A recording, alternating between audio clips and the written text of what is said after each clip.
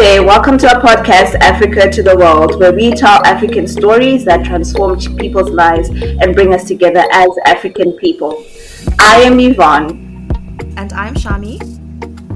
And we are your hosts. So today we're going to be talking about a topic that's really close to my heart, and that is the issue of orphan care. So today's episode is titled Hunhu, Christianity and Orphan Care in the African Context. As of 2020, UNICEF estimated that there are about 153 million orphans in the world, and every day 5,700 more children become orphans.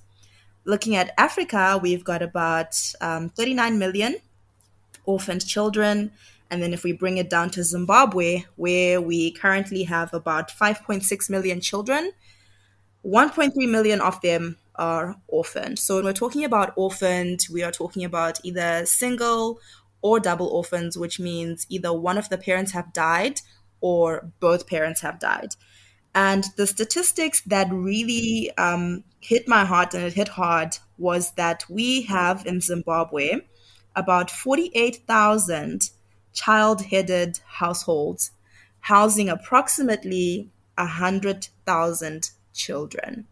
And this is a stat from 2017. So for those who want to look it up, it's by the National AIDS Council.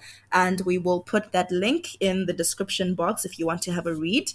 So to join in this conversation and to just bring in some real life experiences about the orphan care system within Zimbabwe, we are joined by Simba Pfupajena from the Michael Project.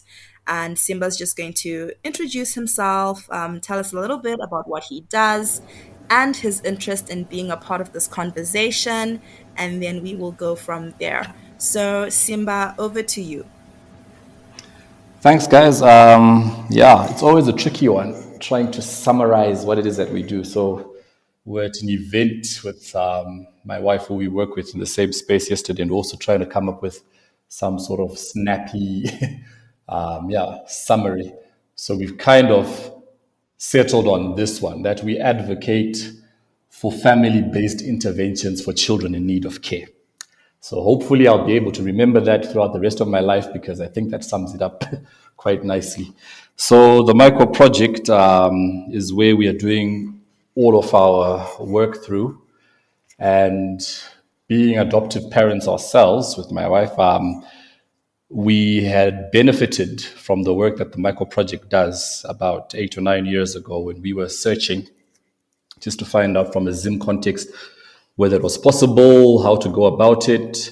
And we landed on one of the workshops that they were doing. And fast forward now with two beautiful adoptive children, and now working more in that space of trying to encourage more people to step into it, take that step of faith, whichever way it goes for you, but to just normalize fostering an adoption in Zimbabwe. That's how I got to link up with Shami.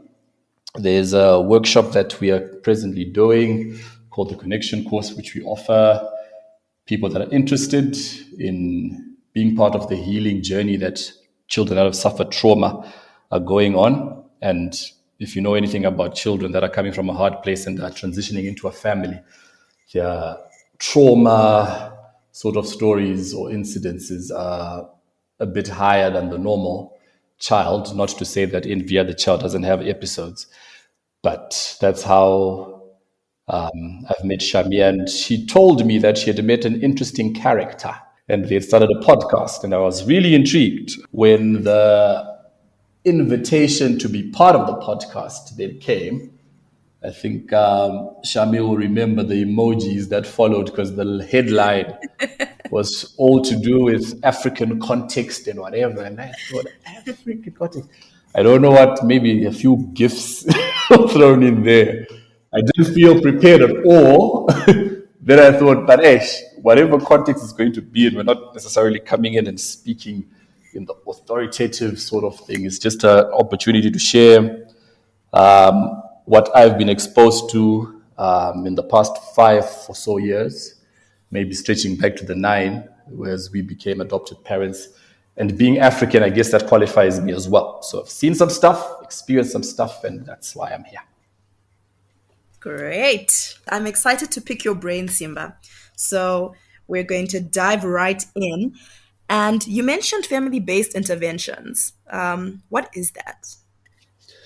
So essentially, when you are going down that list of statistics, that's usually how we also present the issue to most of the people that step into any of our workshops. And we say, is there a crisis? Basically, I mean, if you're wanting to get involved with orphan care in any capacity, first you need to either acknowledge whether it's there, or we need to know whether we need to educate you about the statistics that are there. So as you're going down the statistics from a global setting all the way down to what it looks like in Zimbabwe, with that 1.3 million, that fluctuates between 1.3 and 1.8. And in a country that hasn't officially as yet, we've still got a census that's just happened, and we're going to get updated statistics soon. But our population also ranging from between 12 to 15 million means that at any given point in time, 10% of those children are orphaned. And without having had any like war or major natural disaster in the past 15 to 20 years where we can kind of point to why that has happened, except for the AIDS pandemic, it's a shocking sort of statistic. What's even more shocking is then the safety nets that used to exist. Some of them still exist, but have kind of shifted in terms of their ability to really provide care.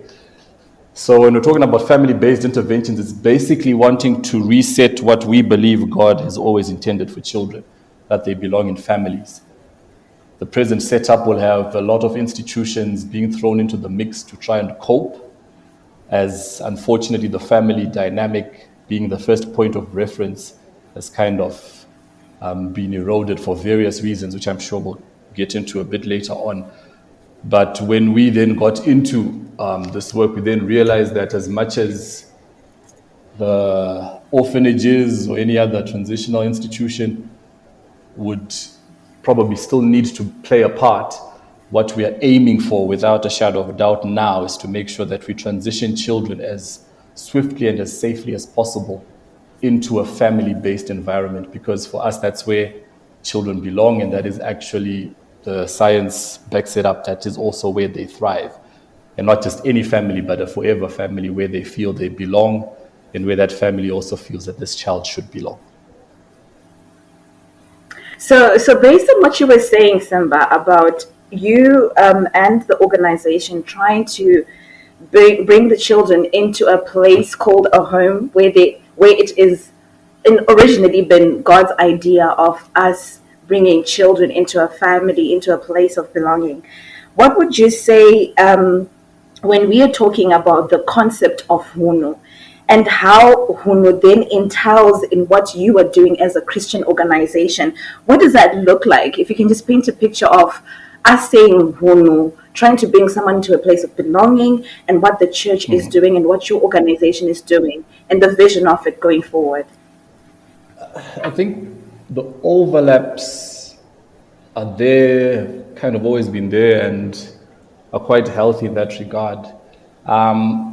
The challenge that has kind of happened is, I think, over the years, before Zimbabwe had an orphan sort of crisis in terms of where to place these children, the system kind of worked. What would happen is, even from a Hunhu sort of a perspective, which is all about I am because you are, and the whole collective vibe around all of that, meant that as a child lost, whether it was one parent or both parents, more often than not, they would get immediately looked after within their bloodline.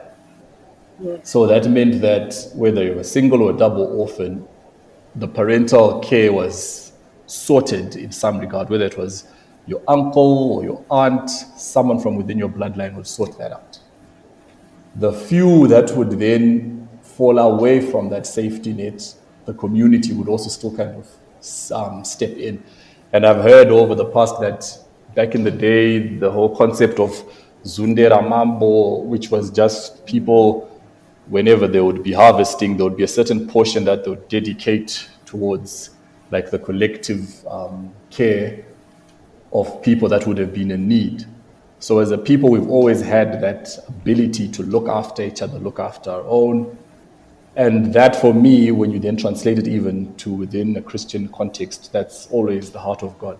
So when we're saying we're trying to reset, what God's intention has always been is that the reality is every child is born into a family. In whatever context, it takes two people biologically to have a child, and then whatever the pressures then come after birth that might lead to that child being abandoned. The fact is, initially at their conception, there was some sort of family context that was there. Whether that child is then kept is another story. Unfortunately, for some of these children, they then don't have the opportunity to grow up within that context for varying reasons.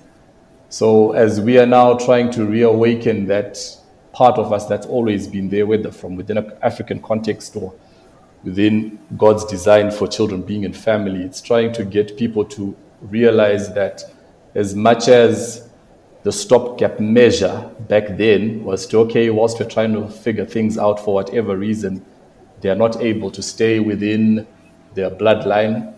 It could be, sadly, situations to do with incest. Sometimes that becomes a very difficult thing for any family to kind of accept or get over. So that child then has to find a different context in which to be raised. And that might also mean within the context of the community, because that act in itself is frowned upon, the child is also not easily accommodated. So they're already moving further and further from within their context of initial family belonging.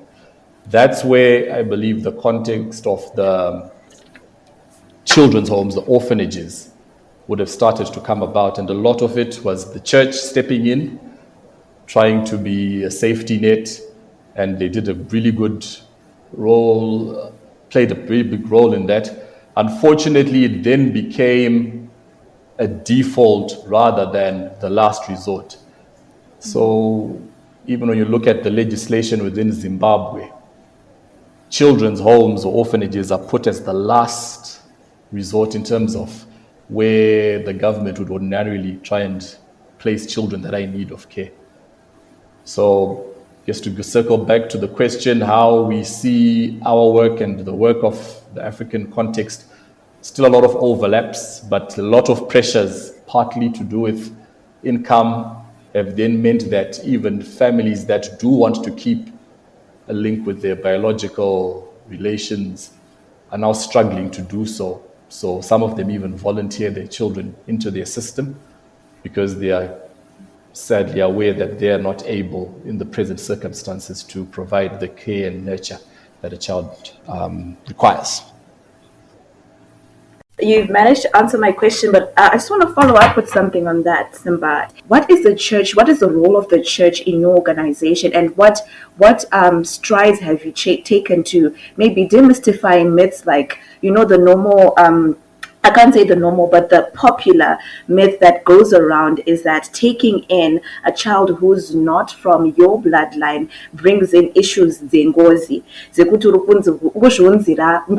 the family. We have myths like this that actually, even some Christians, even them being Christians, they still believe this issue of ngozi.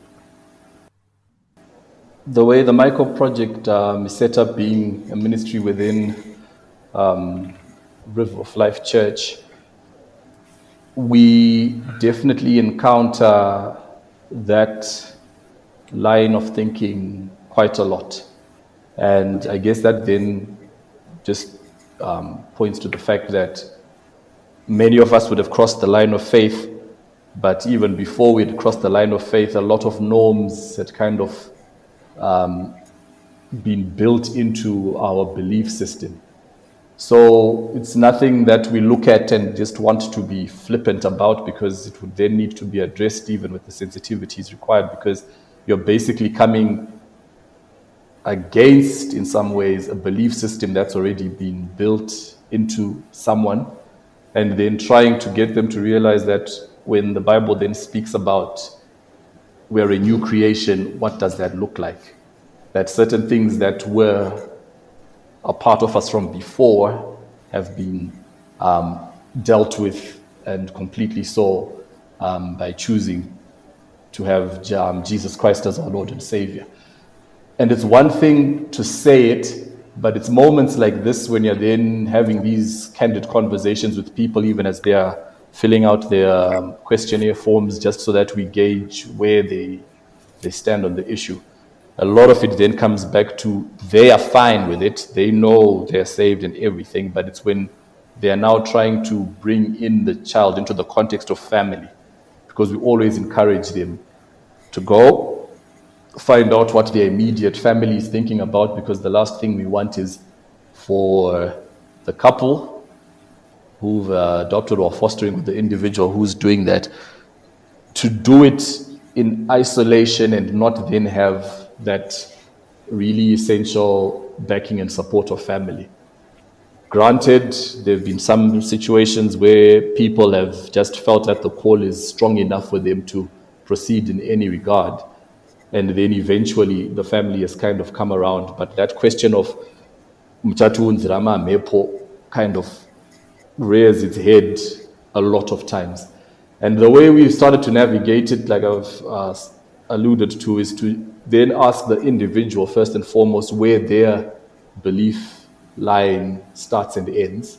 Because if we're not dealing with what you are then believing or wanting to continue to believe, then we might then just be placing people into situations where whenever something then happens, your default is it to then pray into the situation and still continue to trust that God is sorting these things out?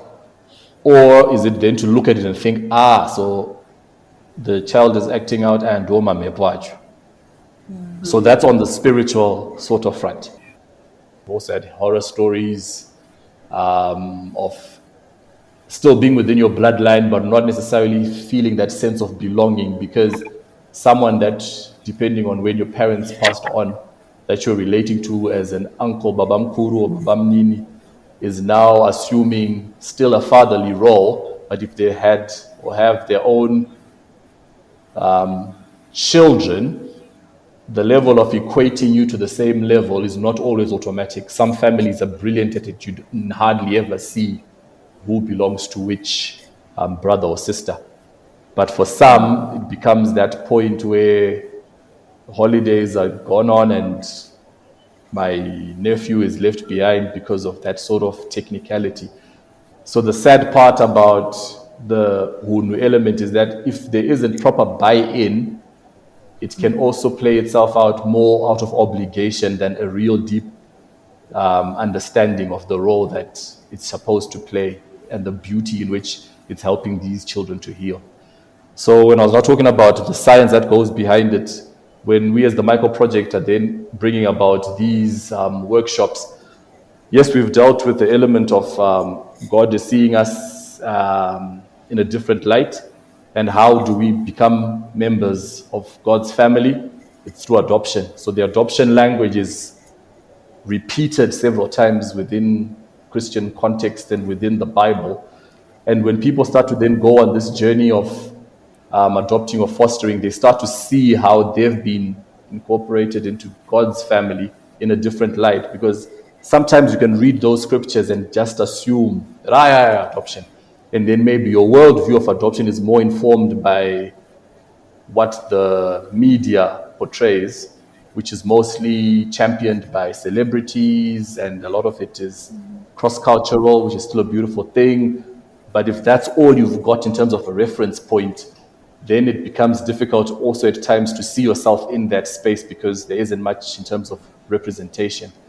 And because, like you've rightly said, a lot of it is to do with the church not always stepping up and speaking openly about it or even encouraging it, it then becomes something that even though people feel called to it, they don't feel they've got an immediate space even within Christian circles to speak openly about it.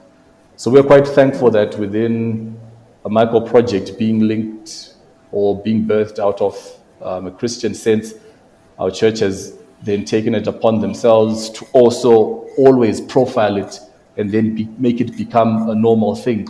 So as one additional family is added to this group, a growing group, they are not then suffering the isolation of, oh, I wonder if when this happens, I've got someone else to speak to. We are quite open and candid about it.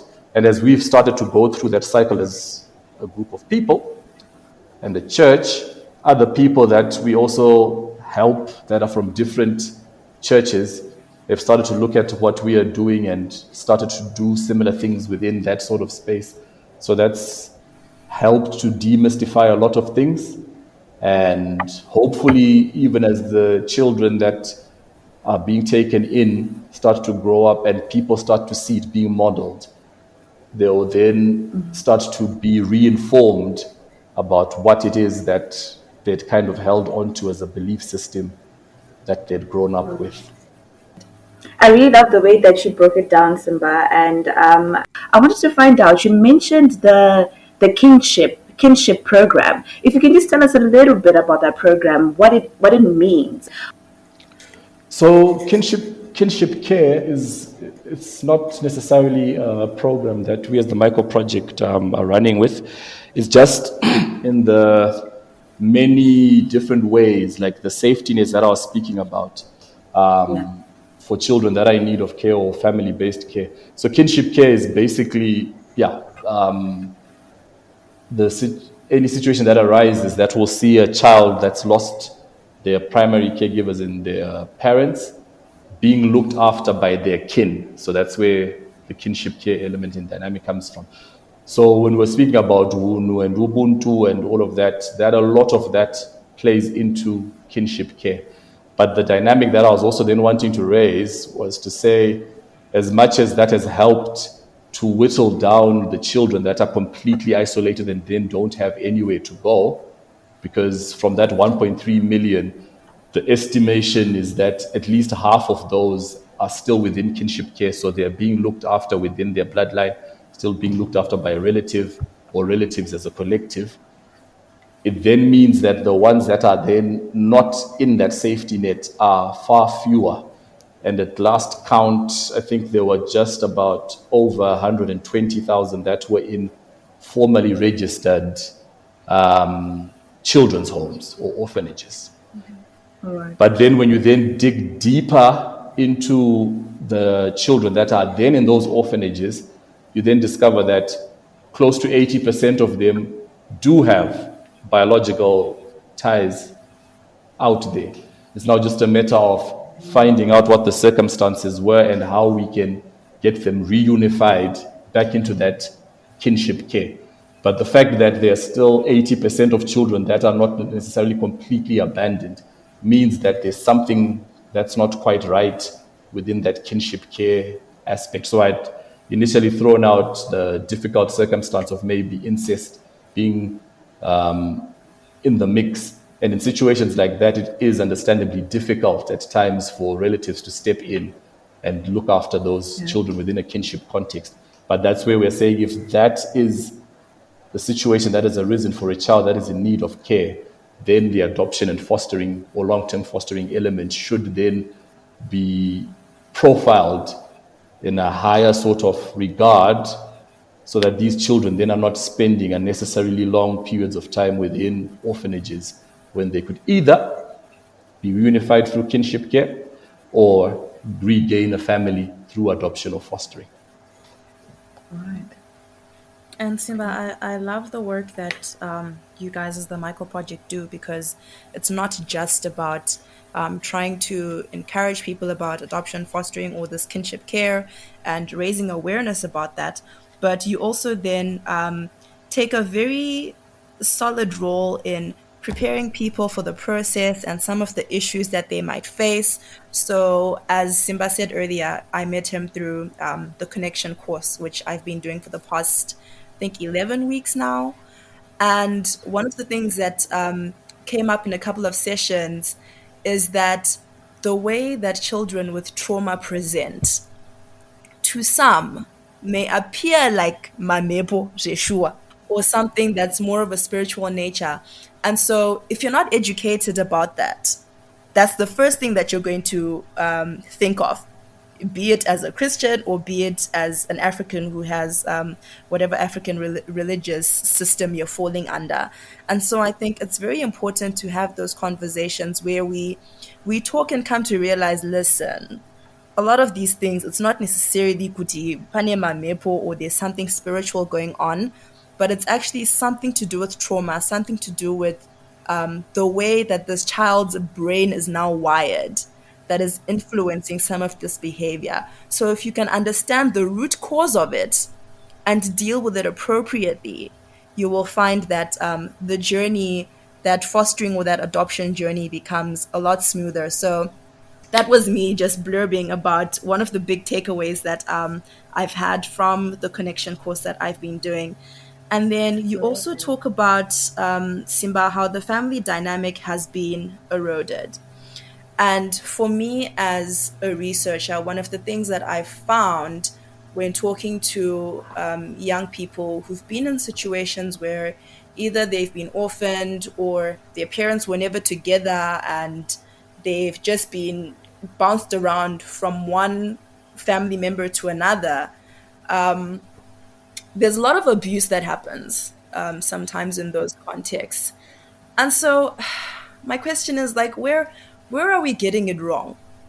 You know, you've spoken about the systems that were in place kudara, where, you know, if it wasn't your nuclear family, it was your extended family. If it wasn't that, it was the community je zundera mambo. We were putting together all these resources to take care of these kids who found themselves for one reason or another in a disadvantaged position. Where are we getting it wrong? Because we say Tilivan Vane Unu. We say we are Christians. So why do we have these kids in abusive situations? Why do we have 48,000 child-headed households? Like how?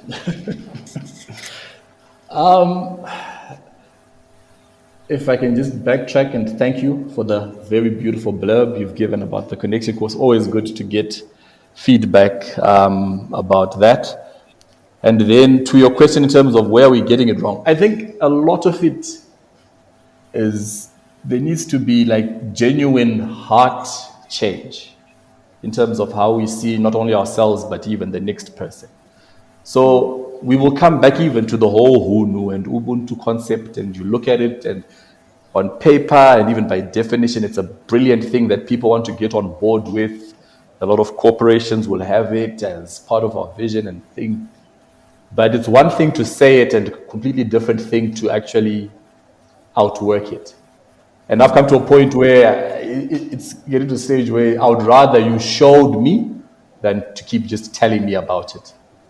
And so when we look at like that statistic to say, is it 48,000 child-headed households? That was 2017.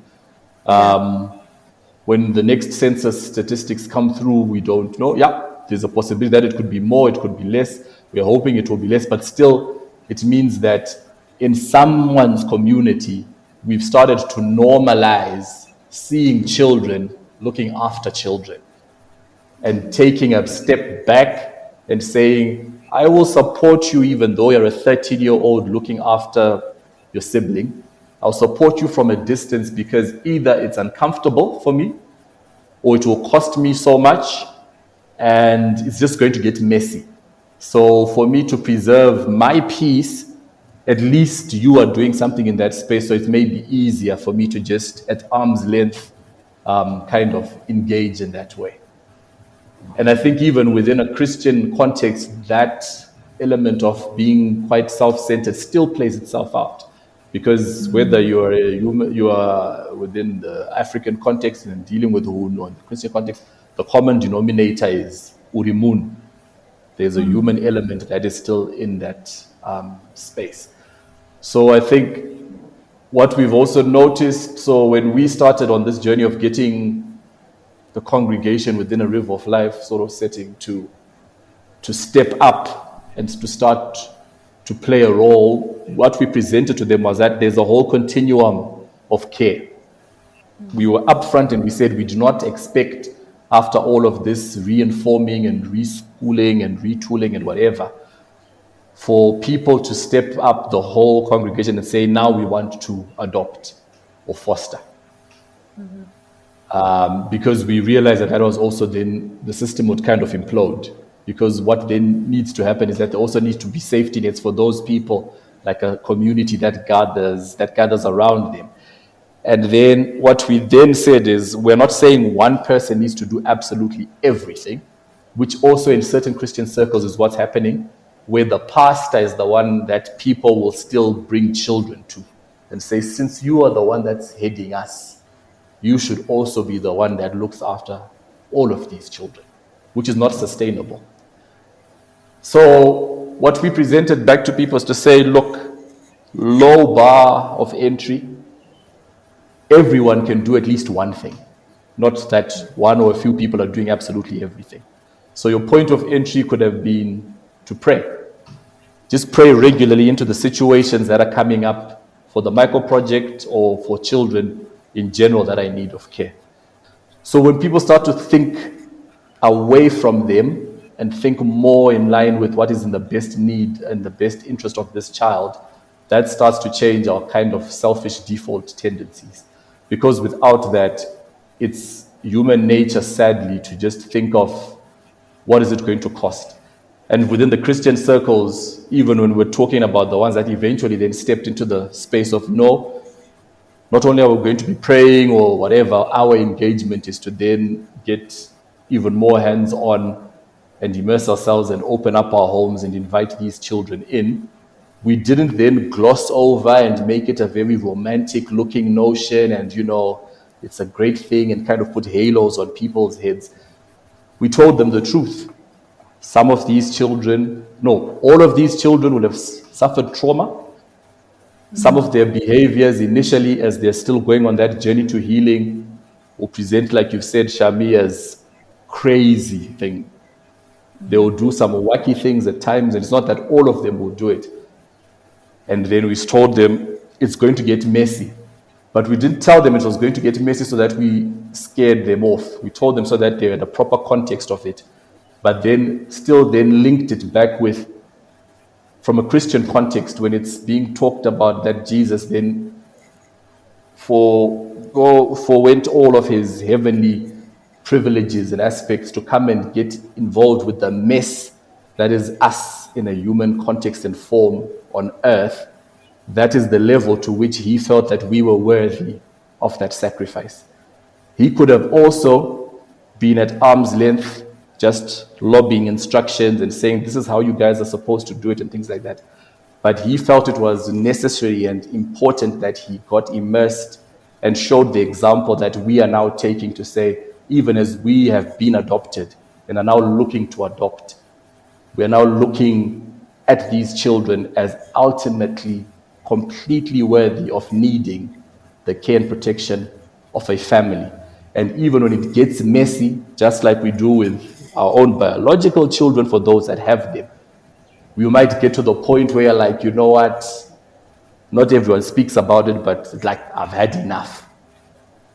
But even after you've done that, these children still know that they belong. And that's what we're wanting to normalize for these children as they're being reintegrated back into a family context.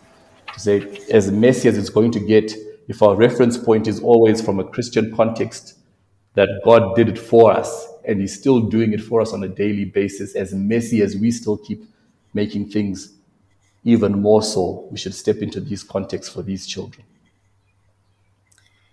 Oh, and for me, the whole chunk that you've said, I am holding on to the phrase self-centeredness.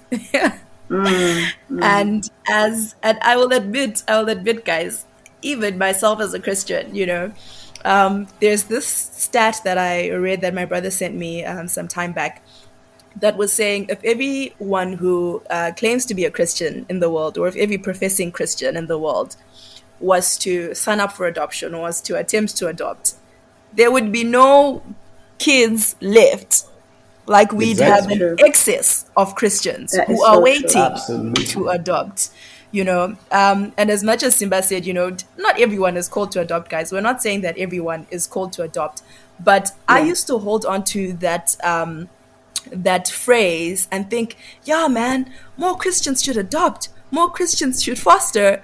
And in my head, when I thought about having a family, I always thought, oh, when I have my kids, when I get married and I get pregnant and I have my kids. And then one day the pin dropped and I don't even know what I was doing, but I was like, wait, but you're a Christian. So what role exactly are you playing in this? Why do you think other Christians should adopt, but you don't include yourself in that equation? And for me, Yeah. it was just a powerful turnaround moment where I said, listen, actually, I could very well be an adoptive parent, or I could very well be a foster parent.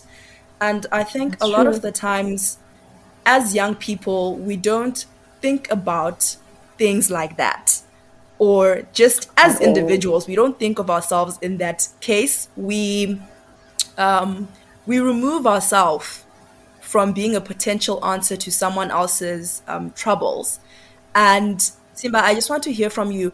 What are the types of criterias that are there for one to become a foster parent, or for one to become an adoptive parent, or to step in the other various ways that are there? Place of safety, I'm not sure what else is there. I know those three: fostering, place of safety, adoption.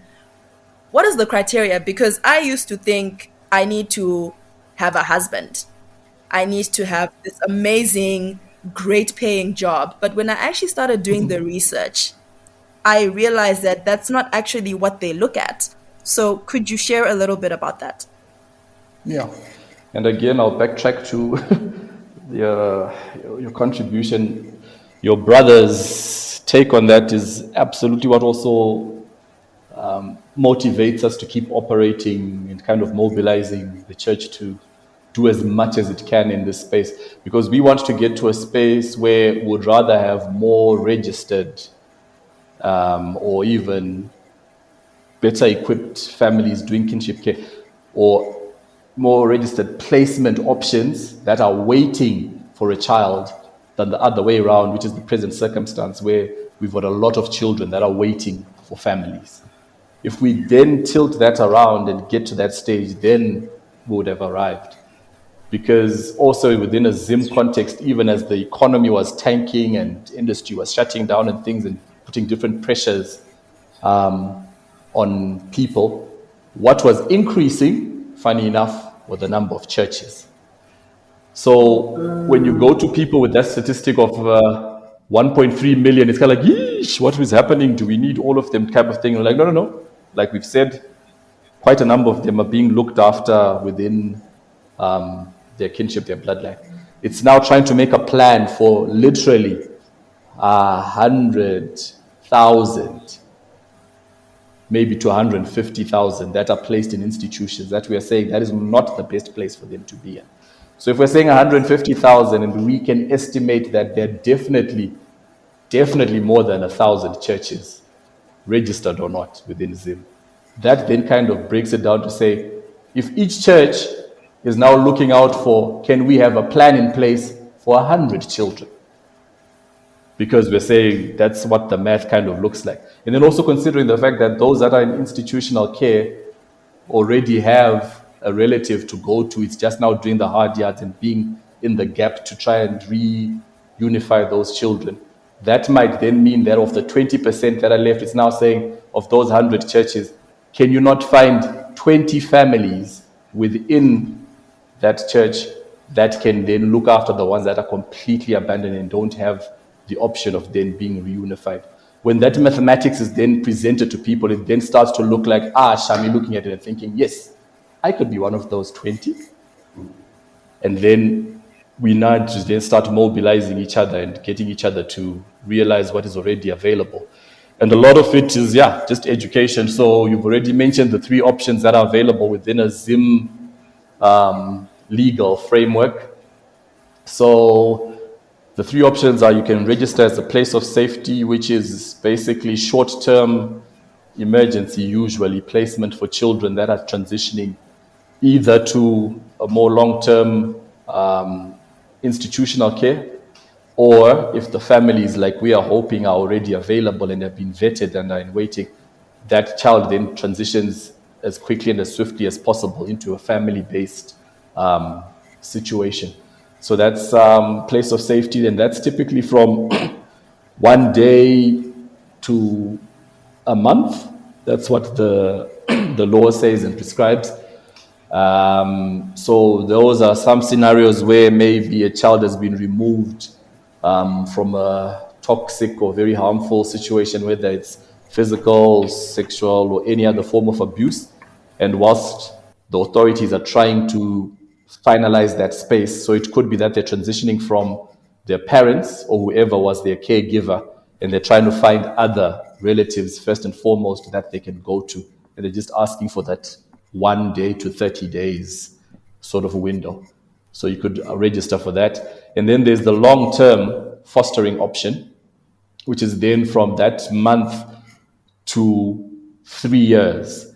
And that fostering option has also the option of you renewing it. If you feel that that's going well, you can renew it for as long as you are able to do that. And that's for children that, we go back to that example again, incest.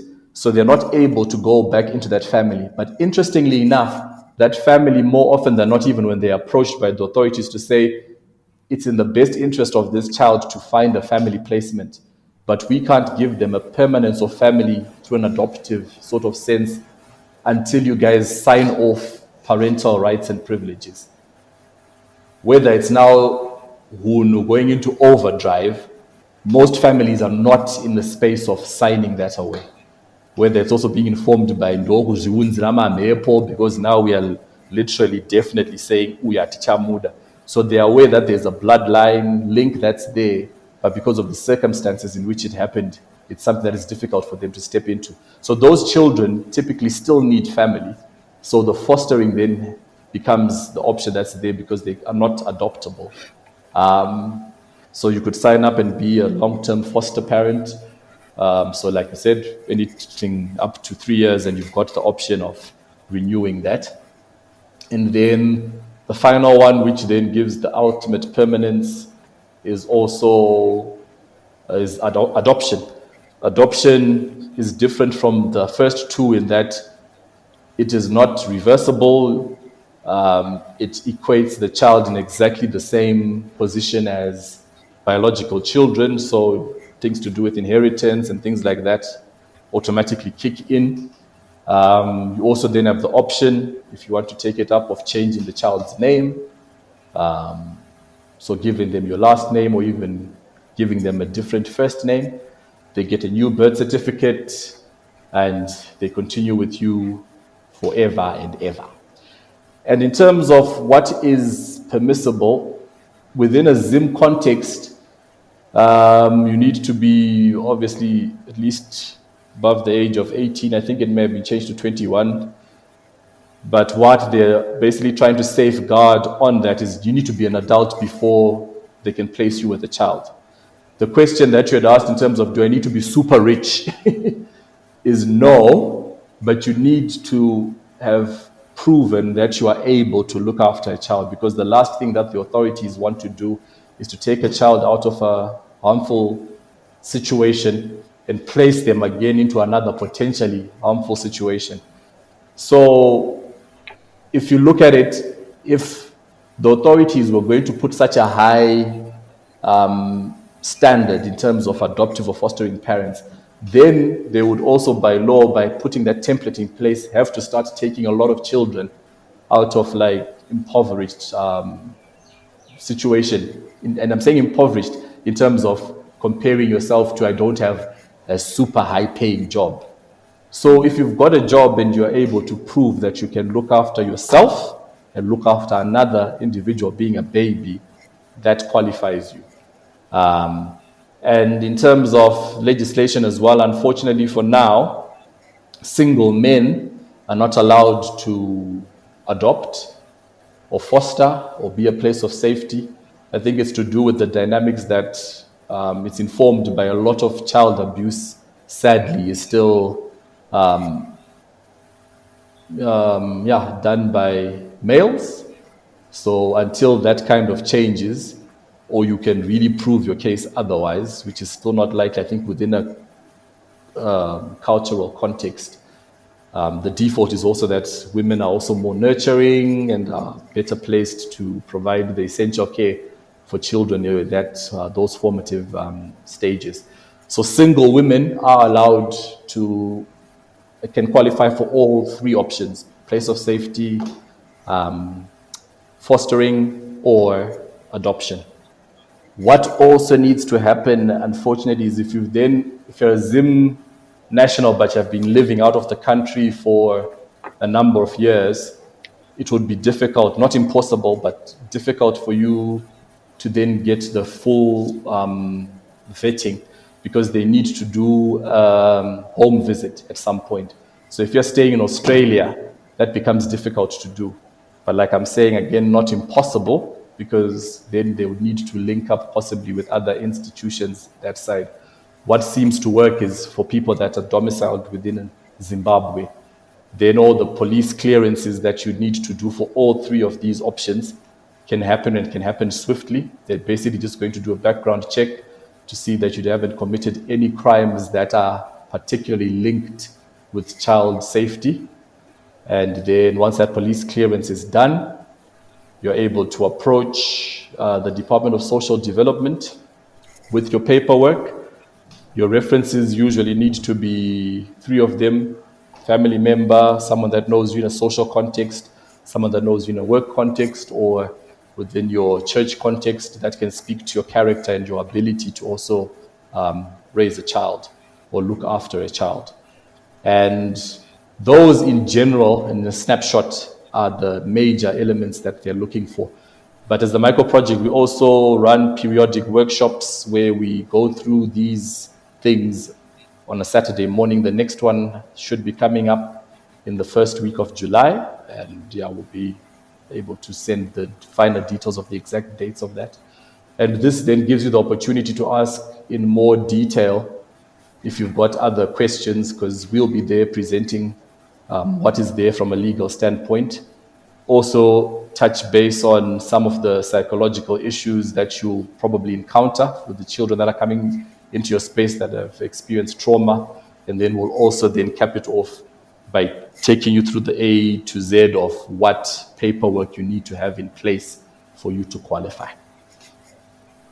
That's amazing. Thank you, Simba, for that. I just want to track you back a little bit to what you said about, Jesus coming into this world and taking up our messy situations and bringing us into a place of adoption. What I just want to basically point out for me, not to add on to what Shami was talking about being self-centered. I think as Christians, we tend to forget that we are not perfect in our own nature.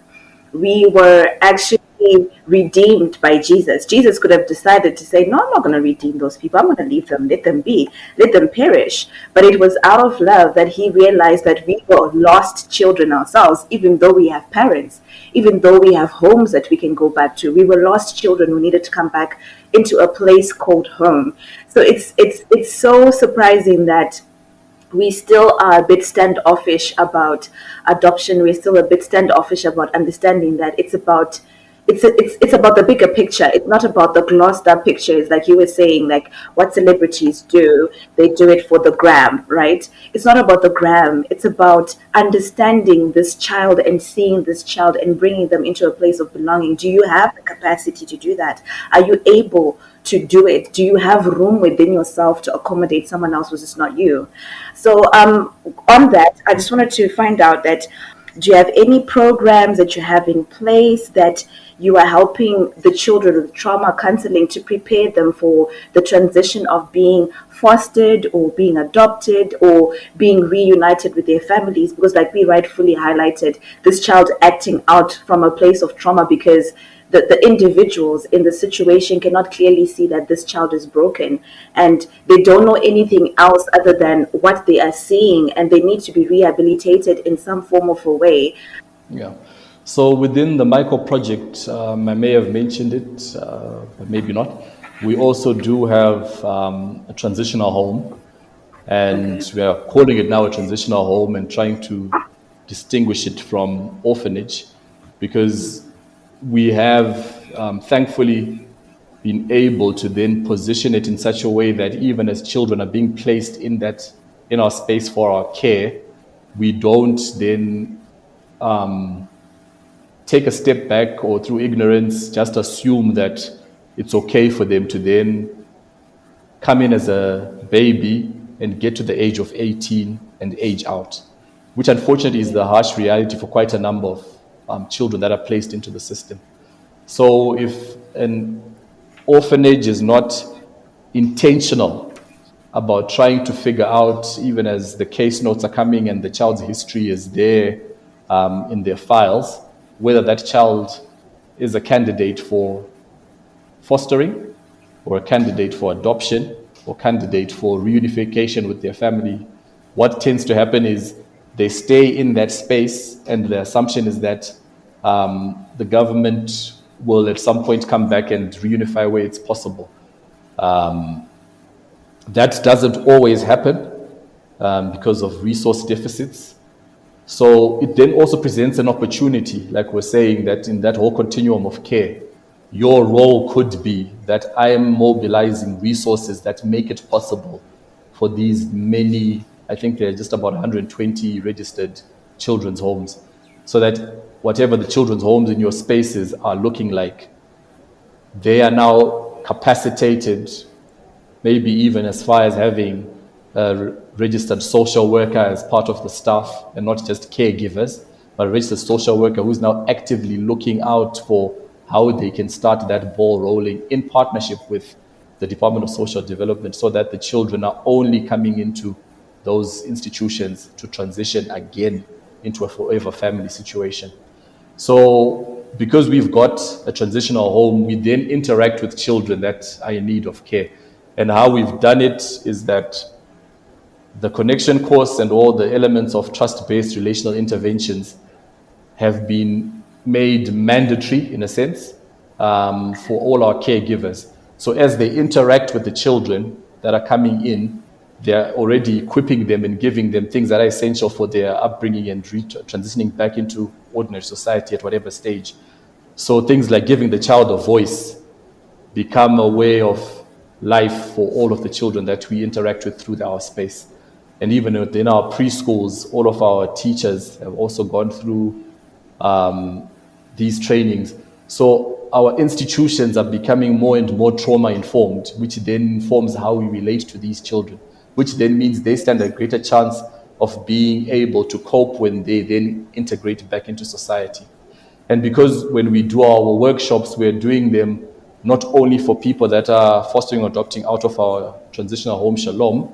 The hope is that as they take those tools, they're now applying them into whatever setting. So whether it's as a school teacher or as a Sunday school teacher, or as even a prospective adoptive parent yourself, once you take those tools and start to apply them to children within whatever context you interact with children, then that healing and equipping and raising up in a better sort of context starts to happen, not just within a micro project context, but it just becomes common and spread out as much as possible for the children that need it. So that's how we are presently doing it. But our model is one that we are hoping will also be adopted by a lot of other churches or like-minded organizations, because it's with the numbers, it's not going to be enough for us to be doing it by ourselves or in isolation. And thankfully, there are a number of other churches or other institutions that are doing fantastic work in that space as well. But it's still not enough in terms of critical mass to deal with the number of children that on a daily basis keep being abandoned or being placed out of their biological families to be placed in safer sort of situations and spaces. That when that becomes normal, even from a organization point of view, you start to change how you view your CSR. So maybe rather than we are going to gather more blankets and do things which are needed, I won't say they are not, maybe you start to think of how can we then maybe capacitate other institutions that need to be funded to educate more people so that it becomes as spread out as possible. I would think that that might be more worthwhile than giving what is similar to a sugar boost over Christmas and giving a children's party and all of that, which is brilliant. But if you can imagine Christmas or the December period in an institution, we are inundated with many, many corporates wanting to do something. And when we're talking about that selfish attitude on an individual level, sometimes it even plays itself out on a corporate level, because people are coming and they're still wanting to have pictures taken so that they can, yes, granted, feedback to whoever's funding it. But when you then dial back and look at it, how many of us in just an ordinary setting would do that with our children? So when people contact us even for Shalom Children's Home and say, we are coming in and want to play with the kids, we then have an opportunity to have the really awkward conversation of saying, yeah, thank you for that, but that's not our greatest need right now. And there's always that hope, but no, we want to do this, and they're coming from a good space. It's not a fully informed space, but it also gives us the opportunity to then give them that same example, to say, if I was to come to your house, knock on your door and say, I want to play with your children, how swiftly would you give me access? And then when they see it in that light, it kind of starts to think, okay. So what we've normalized over the years, that children in institutions, their greatest need is for adults to come in and play with them, which then has all these other repercussions after you've played with them and you've given them a nice emotional high, and then you go back and do the rest of your life as best you know, and you still leave them in that institution. They are now wondering, is this what is normal? And it's not. But if we continue normalizing this aspect that that's what we as adults are supposed to be doing, then we're not really helping these children even as they integrate back into society. Because the statistics also show that a lot of children that then have aged out don't have the life skills that they need to survive outside of the institution.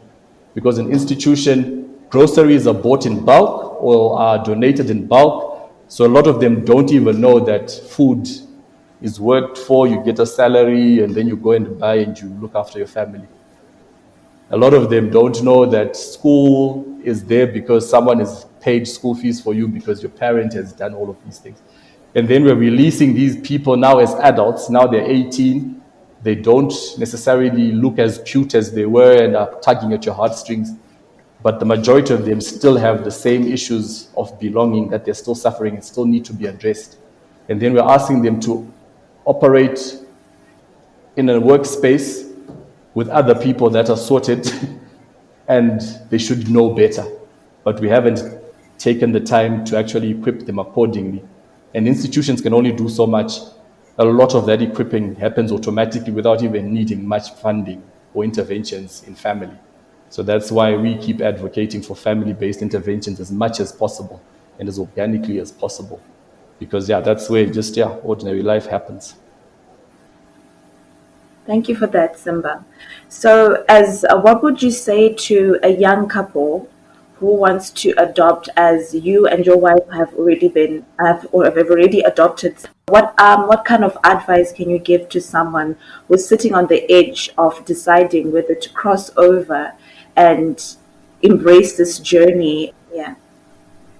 I would say it's brilliant that you're already in that sort of headspace, because it's not a lot of people that are thinking the way you're thinking.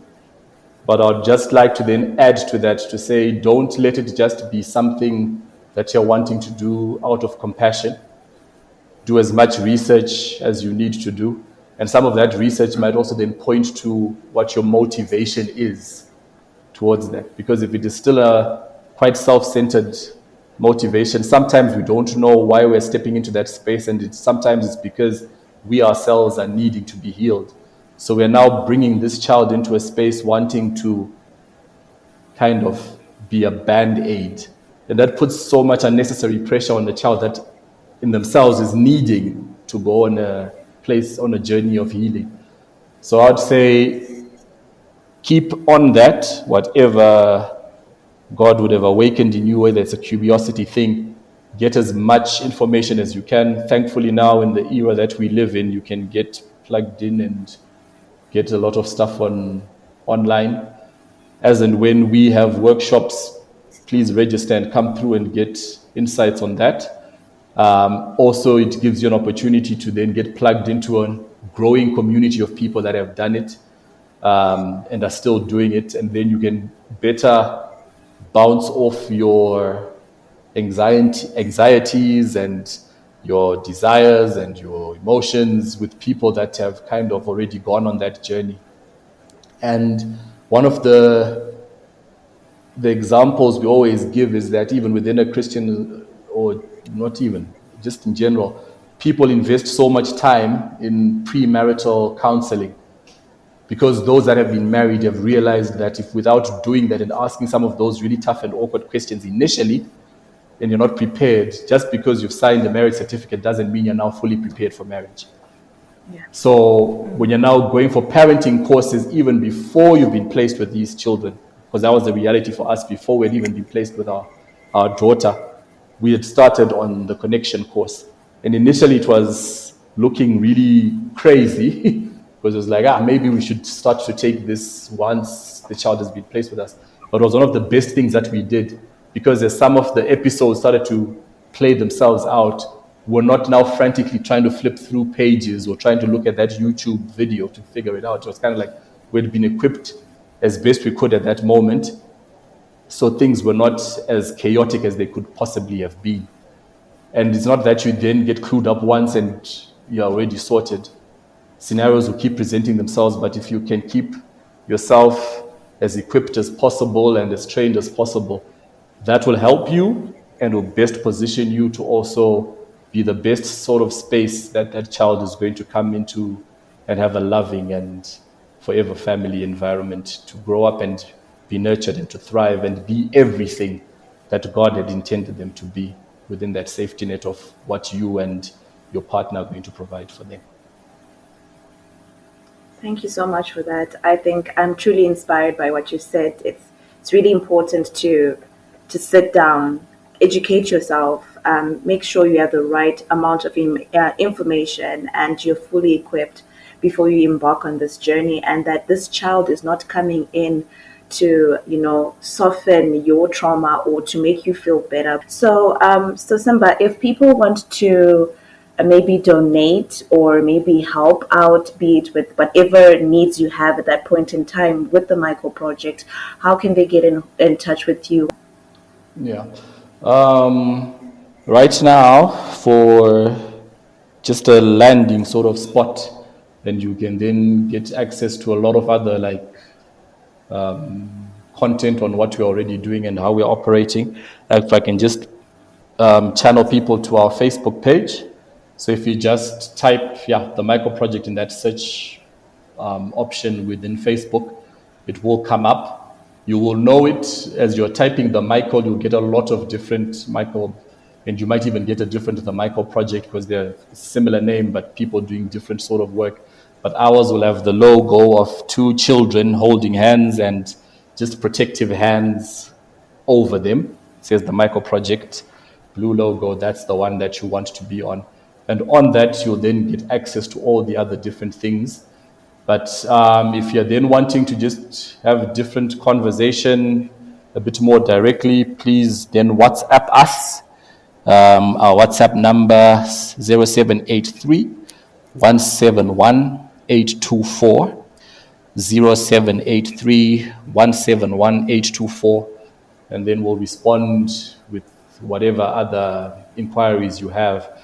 We also have email address, so email all your questions to inquiries@themichaelproject.org, inquiries@themichaelproject.org, and that's inquiries with an E. I know some people do have opt to spell inquiries with an I, but ours is inquiries with an E at themichaelproject.org.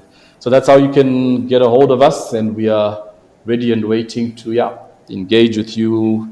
And if you've got any sort of support that you'd like to bring our way, those are the ways you can get a hold of us. Thank you so much for that, Simba. So you've heard it, our listeners. Today we've been talking about a very sensitive but very important topic that we really need to rethink as African people, as Christians, or just as people in general, that the issue of us providing a home for a child who's lost a parent or parents due to some traumatic incident or whatever it is, we need to understand that we need to be fully well equipped before we embark on that journey. And I hope that this conversation has struck something in your heart and in your mind to rethink the way you look at adoption, to rethink the way you look at these children, these orphans who are in need of a home. It's not the glossed up, I'm going to play with them today and give them 5 minutes of joy. It's about the full picture. What are you coming in there to do? It's not I can do it today and forget about it tomorrow. It's about you getting in and engaging with this, truly understanding if you have the capacity within yourself to provide a home and to provide that space of safety and love for a child who is in need of a home. So thank you very much for listening to our show. And I am Yvonne. And I'm Shami. And I guess I'm Simba. Yes, and Simba. We will catch you on the next go around. We out and have a great day.